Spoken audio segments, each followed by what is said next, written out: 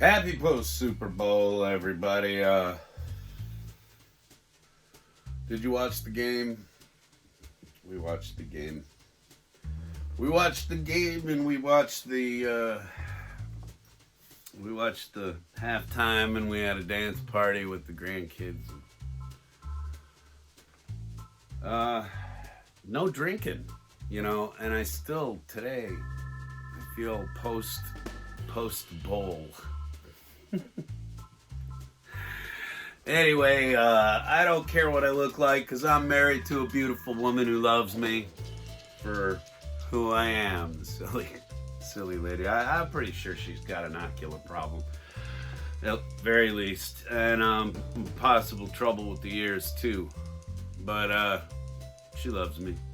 So anyway, here I am for you all today. We're gonna do something. It's raining out and kind of ugly out there today, so I'm gonna sit in here in the lab and pretend that the real world doesn't exist. Oh, happy Valentino Day. Rudolph Valentino was born on this day, and we celebrate Rudolph's. I think it has something to do with that, right? Anyway, I really need to do something about this hair. What do you think? I know. Let's turn the camera around so that I'm not even on camera. That's how you YouTube. But before I get going on this, I'm gonna break out some. I'm gonna break out some diecast today, and I'm gonna hear collectors scream. It's gonna be fun. Stick around. If you are a person who doesn't take their toys out of box, if you don't take things out of package, we don't judge here. Okay, you collect the way you want to, and I've got some stuff that's still in box. But the problem is, honest to gosh, with anyone's place, unless you've got 17,000 square feet, is the concept of space. You only have so much room to display things. If you're, any sort of cohabiting with anybody else, it's just you only have so much room. So, in the spirit of that, I need to break loose some of the stuff that I've got sitting in here in my idea box, because my idea box is getting full of boxes that are full of air. Does that make any sense? There's a lot of airspace when you save stuff in packaging, and so you need a lot of room, and I don't have a lot of room, and so we're going to deal with that right now. But I did want to tell you to, and everybody can start booing again. I mean, this is just going to be an upsetting episode for somebody. I'm going to piss somebody off with something in this episode. It's just how it's going. It's Monday. I bought a copy of Street Fighter because I like it. That's why. I've got the Legend of Chun-Li. I've got all the Street Fighter stuff except for some of the animated stuff. I'm going to start picking some of that up too when I can find it cheap. Like Street Fighter Alpha, the anime is actually a lot of fun. Anyway, enough of me being on camera. Let's turn around and open some diecast, shall we? Yes, we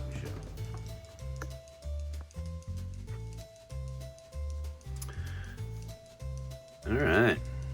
This segment is not sponsored by Radar Toys. I just like them, and this is their new sticker, and this is the new merch that they've got has this image on it as well, the t-shirts and the hoodies and stuff like that. I don't work for that store. I just like to work for that store. You know what I mean? So everybody go check out Radar Toys right here in Salem and in Eugene, Oregon. They're wonderful people. They're always, without fail, they are really cool to deal with. Every time I have gone in there, I have felt very at home. All right. As with always with this kind of thing, I'm going to open the diecast, talk about it briefly, and I will give you a flyby of all of it later on when my voice is not wrecking the mood. But we're going to open a few things that I got recently here because I do just want to get them into my case and stop having them laying around on card. I really don't think I'm going to buy much diecast that I don't want to open in 2022. I think that it's all kind of, for me, a lot of it has got to be that you just want to own that model, that make. I am not probably going to be looking at multiples of anything. With the exception of Batmobiles. Okay, I'm sorry. Batmobiles will... and Bogzillas. But anyway, my wife hates it when I leave too much empty camera time. I was just gonna open up a bunch of stuff that I picked up this week. This is the 70 Chevelle. Again, not a really big fan of the car, but wow, does this look great? I mean, seriously. I do not need any reason past a lot of the decal work and the paint to dig on this, but the interior is really kind of cool, and like I said, I really like that paint job. It's really pretty. And again, this is one of those cars that when I saw it actually right in front of me, it's like I couldn't not grab it. Following right along in the race category from 70 to 73 now, this 73 BMW race car is absolutely slick, and I love the color scheme, and it's just really a pretty casting. Pretty casting.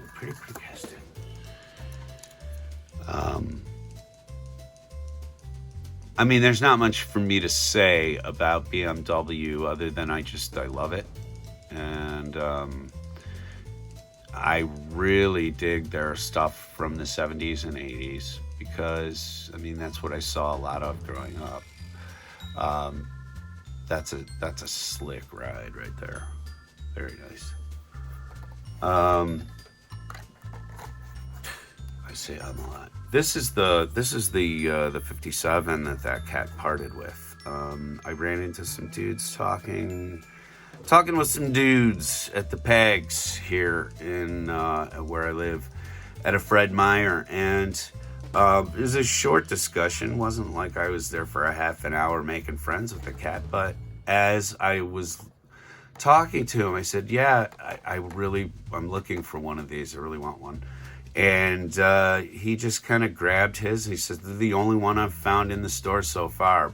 And they were like, they had a grocery cart. They were dumping bins. They were going through everything. But he just handed it over. He said, here, you wanted it? Take it. So I really salute those two gentlemen and the lady they were with for having a good spirit about the community. We really need to be nicer to one another and to other people in the stores in general, especially if you're filming. But if you're just there collecting, if you're there at opening and you really want something, don't get all handsy. Don't go over somebody's top. Oh, wow, look at that. That wheel is jammed. Interesting. Not gonna roll too well, but unjammed. Wow, that's interesting. Okay.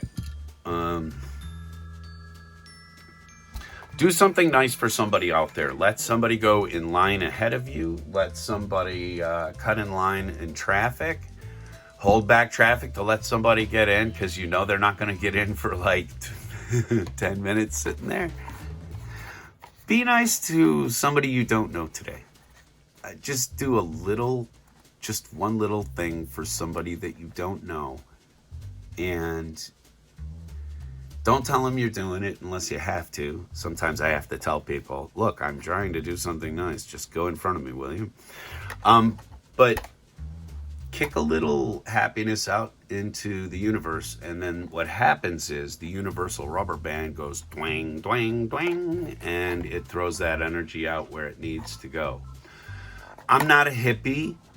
I am not a person who believes in a lot of goofiness, ghost stories and the like. I don't believe in magic. I believe in making magic happen. So make some magic happen for somebody you don't know out there. This is, if you've been with the channel for a little while, you don't need an explanation, but the GT, the Ford GT is, to me, it just means race car. And these newer ones, this is a 2017, these newer ones really do evoke the GT40, the American car that finally beat the Ferrari. To me, this is just one of the cars that means racing. It means autosport to me when I see it. And so I can have, I think I have that mold. I think I have this casting already in my in my collection boxes. I have several collection boxes that I should show you. The stuff that I'm keeping, you know, that I like to take out and sort of look at like a treasure hoarder from time to time. It's all mine. It's all mine.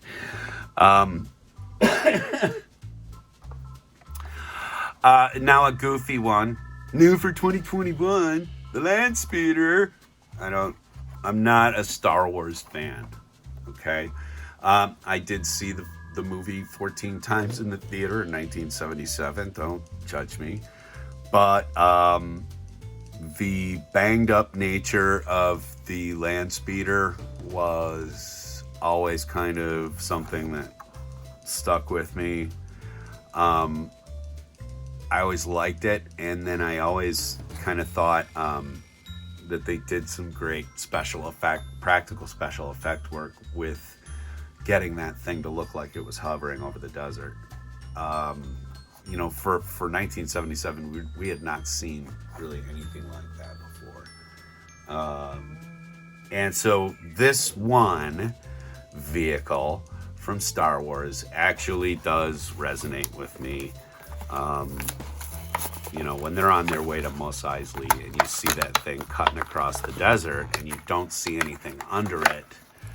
And the practical effect of it was actually pretty easy to achieve, but to get it to really resonate on the screen like it did at the time, you know, now you see it and it's kind of a scene that just sort of passes through the movie, but at the time it was very inspirational to me. So yeah, I'm gonna have a Land Speeder somewhere in my office here. Why not, right? Why not? Now, the next thing I would like to break out of its package is not Matchbox or Hot Wheels. It's an M2. The first time I saw these was a couple of months ago, or about a month ago maybe, and I walked in probably when they had just put the fresh case out, because there must have been like 5 or 6 of these, and I looked at it and I was like, you know, I should really pick that up, and I didn't. And so it was a little like Nikes when it was all gone. And I had FOMO like crazy. And I am right now, I am looking at the pink nature of the box, the shocking pink of the box. Oh, do I really want to take this out of there and just have it displayed in its case? I stepped up to the plate thinking I was going to swing for the fence, but I think I got to think about this one for a second.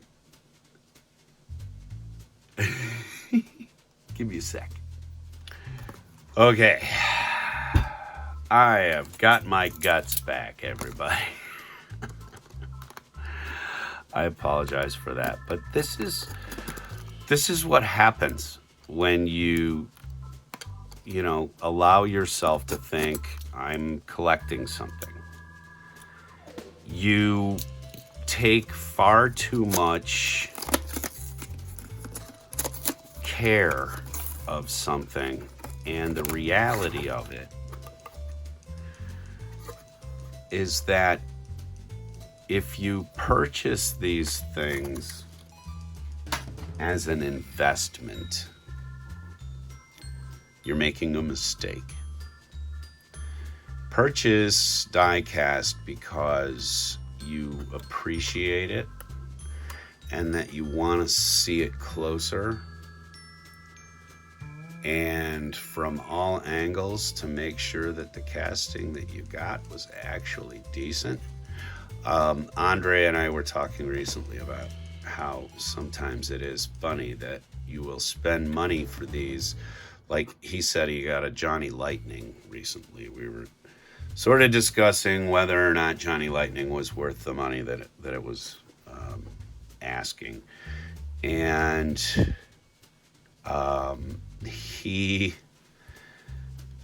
I think we agree. I'm not sure, but I think we agree that Johnny Lightning is a super expensive line of cars, and he got one that had dings and dents and a bad fender and stuff that was all turned towards the card. And you're never gonna know unless you take stuff out, right? So the next one, and I might have to change the camera angle a little bit, but the next one that I'm gonna break out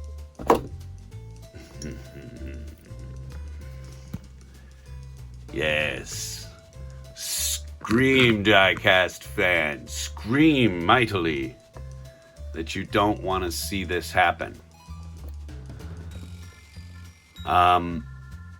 This is a premium set that Andre sent to me, and probably before Andre's just such a sweetheart. But I have issues with Mercedes for reasons. So I'm not a big Mercedes collector. I'm not a big fan. But I do like these two cars here. Probably give this one to one of the kids, and I will keep the hauler this time. If you're new to the channel, I have already absolutely opened and made collectionally useless the Nissan set that Andre sent to me. That was an easier choice to make because the box was pretty trashed and the cars were all rolling around in the diorama in the first place. But these sets are about $26. And I know that the Hot Wheels premiums are $6 a piece, so you work that up. That's $18 you figure there, and then they want to charge you for the hauler, and they want to charge you for the diorama set and the fact that it is a collectible. I don't feel that way. I don't feel that way about these sets. And I don't feel this way about the collections process, I feel like sometimes inbox collectors are being preyed upon by product like this. So I hate product like this. And sometimes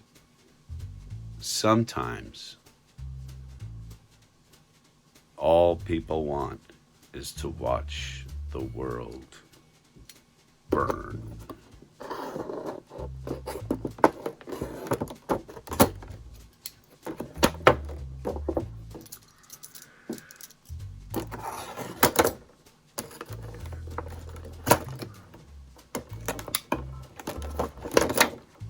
I'm wrecking my knife. Always retract your blade when you're done causing chaos.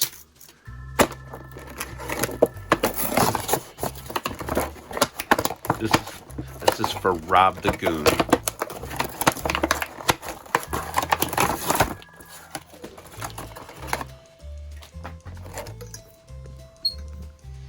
You little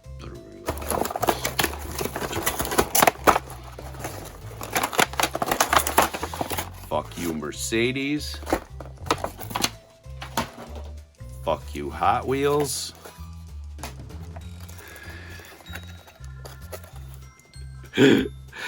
All right, here's a little funny thing that that you may not know if you've never opened one of these up. And odds are, if you are a collector of these premium sets, you've never taken one apart, especially not like I have. But they suck. They suck real bad. There's like these stupid rubber bands, and they're stuck through the damn thing. So getting it off the card is a pain in the balls. And then there's this stuff that's stuck around your axles that you gotta pick out like a party favor. And I'm over it, you know? It's a shitty way to package. But they figure, you're never gonna do this. You're never gonna fucking tear the shit apart and fuck it up to get the cars off of there. No, you're gonna leave it in the goddamn thing and just let the fucking cars sit, right? You're just gonna fucking let them sit.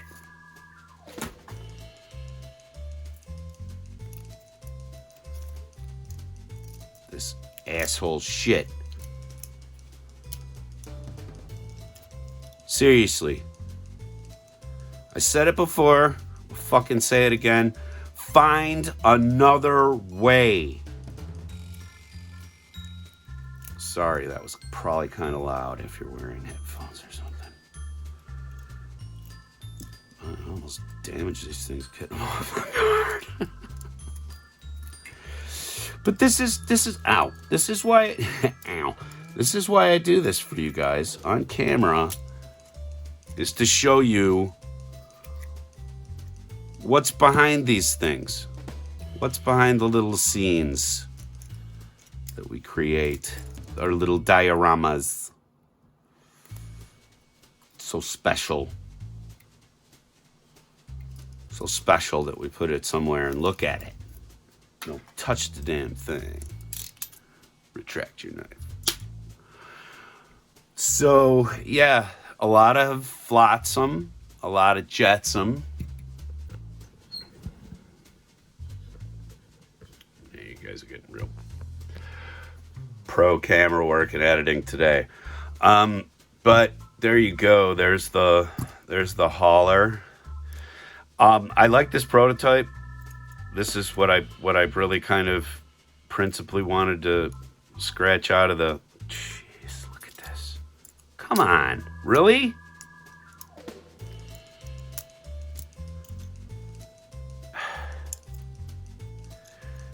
You know, I'm gonna put the prototype on the back end of the hauler, basically, and put that somewhere.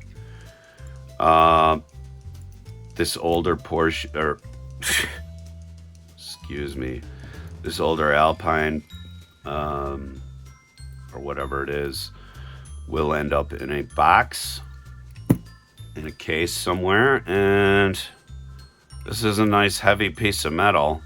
It certainly is a nice detailed piece. I am not going to quibble about the quality of the casting or the detail work in terms of all the lines and all the wonder, but I am going to tell you straight out that these kits, these diorama sets, do not, in my mind, equate to $26. And now I've got to clean all this off before doing a little flyby because I got so exuberant. Always close your knife. Let me get this set up and I'll give you a little flyover.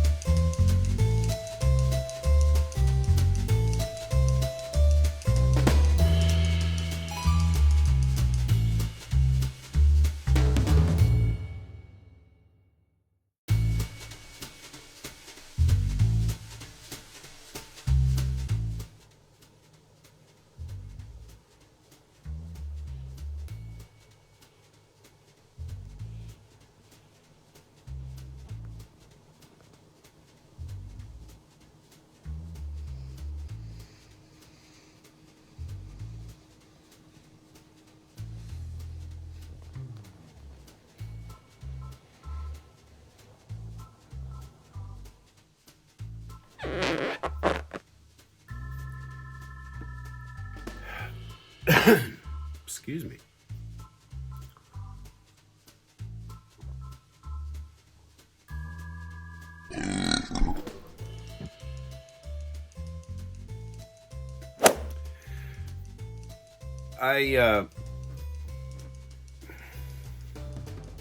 I know it's easy for me to sit here and take something that somebody sent me and treat it with disrespect or destroy it or whatever. Andre, like I said, Andre from First 117 very generously sent me several different castings and action figures and stuff like that to open and review, and we've had a really good time, sort of a little bit of a pissing match, if you will, of fun stuff. I sent him a Transformer that he had to transform, and he didn't like that at all. And then he sent me the Mandalorian because he knows I'm not a Star Wars fan, and I sent him some Halo figures that he put underneath an industrial blowtorch. If you haven't seen that one, go look at his past episodes for that. He sent me a lot of stuff that he finds under the shelves at Target and stuff like that, so the packages are damaged. There was absolutely nothing wrong with that Mercedes set, but the problem that was growing in my head every time I looked at it in my box of things to do on screen or off, is that it was taking up a lot of airspace. And that's just something I have very, very limited quantities of, even owning my own home, as I do, you know, there's only so much room you can devote to hobbies. That said, the idea for us here at Monkey Shine Lab is to try to get around to what we had initially chartered to do here, which is to show you how to live cheaply, but to still supply you and your family with a good amount of nerding materials. So I have finished up the Gundam, as you saw, and so the next thing I'm going to do, I think, is throw myself headlong into this wooden triplane that I picked up. It's a kit, so it's like anything else, but I haven't worked with wood in terms of a crafting thing in a very long time. I think probably since I was in the Cub Scouts. It's been a while. But I think that what we really need to do is look at the renewability of our toys, the longevity of them, what their fallout is. You know, as I'm making a plastic model, there's tons of little plastic chips everywhere, all over my workbench right now that I have to clean off. And then there's the runner systems, which are a tremendous amount of plastic that falls by the wayside. I have been collecting my runners, and we've been thinking about doing like a piece of art with them. I've seen people turn runners into actual Gundams, you know, like by piecing all that stuff together. They're crazy, and they have more time than they know what to do with, which I don't, or space. So I beat the living snot out of a Mercedes premium set for your amusement and enlightenment and entertainment, mostly. If you feel like I disrespected everything that was in that box, I think you're probably right. I did. But it was fun to do. I like doing the wrong thing from time to time, even when it comes to toys. Anyway, that's what we got for you on this episode. I hope you were amused as I was. And if you liked what you see, please remember, like, share, and subscribe. And it would really help us out. We would love to get to the amount of people that we need in order to hold live events. There are a ton of other people on YouTube that I would really like to invite to discussion. But we as a channel don't have that power yet. We're getting there, but we need more people. So please throw us a subscription. It doesn't cost anything, and you get to see toys getting destroyed. A little. Yeah, I took the value down to bare minimums on those premiums. What are you gonna do about it? It was mine. I wrecked it. I wanted to. Anyway. God, that was fun. Rob, you're the shit. We love you, dude. Come back to the video. Andre's been keeping you away far too long. And go check out Rusty's Garage. Please go check out the Figure Trap. We are going to get to our stuff here, dude. We have a plan. We're each going to show points of pop culture that we own that really mean things to us. So that should be a lot of fun. And I know that Figure Trap's shout out episode is coming up, and that always involves a lot of Tick exploding. If you don't know what Tick is, who Tick is, and how Tick explodes, you haven't lived yet. That's all I can say. There's stuff on YouTube you have to see before you check out. Anyway, thank you very much, folks. I am going to get busy putting up another episode because we have been very, very family-centric this weekend, and that does our audience no good, but it certainly did us a lot of good having the grandsons here, having family stop by, having our daughter come by and do a cleanliness in our backyard like nobody's business. Thank you, Lily. Shout out, Lily. Strongest person and closest thing I know to a superhero, Lily. We love you very much. Thank you. Anyway, take care, everybody. We'll see you again here on the Monkey Shine Lab. Thank you. Bye.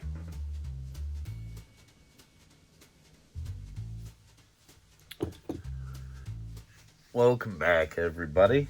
This is just the Godfather report for putting this together. I finally finished some of the antenna arrays and other excess stuff, and I did find the hip piece, I guess you would call it, to keep the leg parts together. So there's really little nothing more to do but to kind of put it together. I had to excuse me, I had to retrofit a piece into there, and I haven't even tried this yet. I hopefully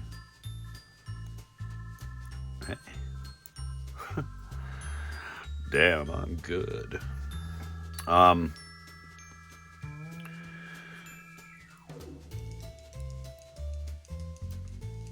I am super excited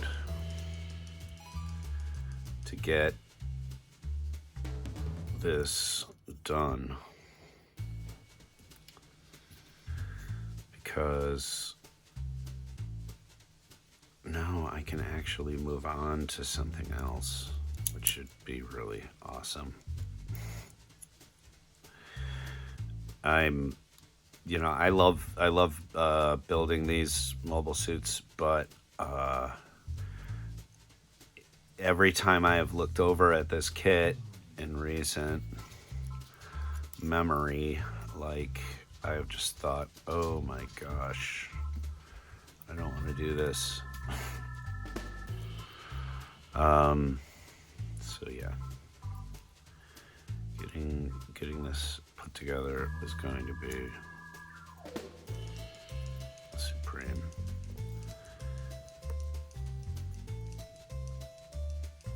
A greased lightning. Yeah, I think about that too. No.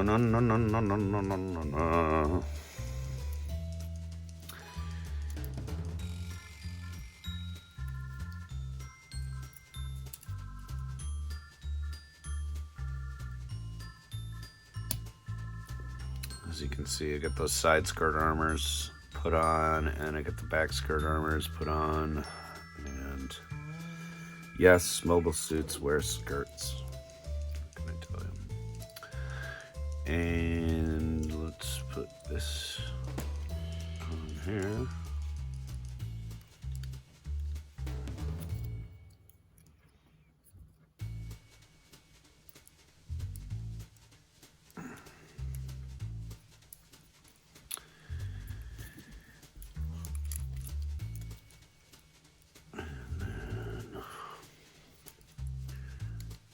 Footy on. Boy, that's a very easily moved around ankle, isn't it? Come on.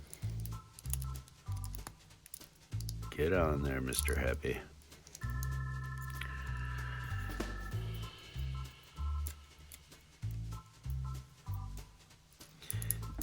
if you have not engaged in building plastic models over your life, like cars or planes or anything of that nature, I would really, I'd suggest it. Just give it a shot. See if you like it. But it's turning into a little bit of a lost hobby, and so I'm super happy to see Gundam models available at Target, and I'm digging the fact that hobby style kits like cars and trucks and stuff of that nature are coming back.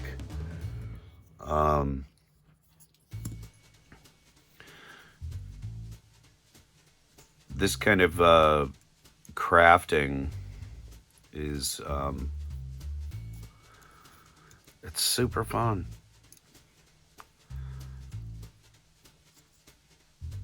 And like I said, I really get into the post production on these is just a blast, because that's where the art starts to come in.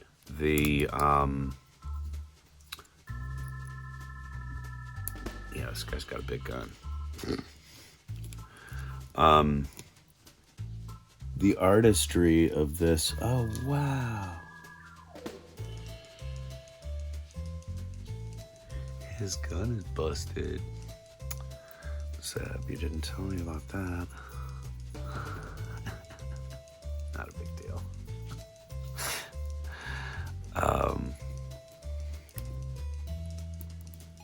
Good God, this guy is just all guns.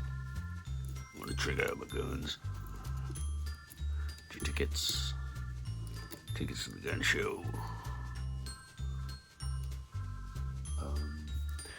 But these are very posable.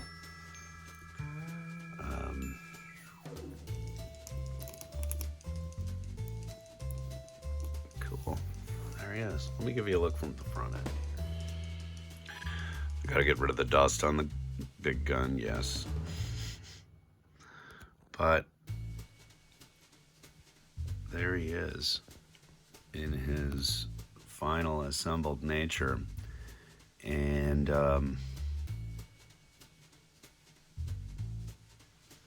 yeah, another mobile suit to add to my collection.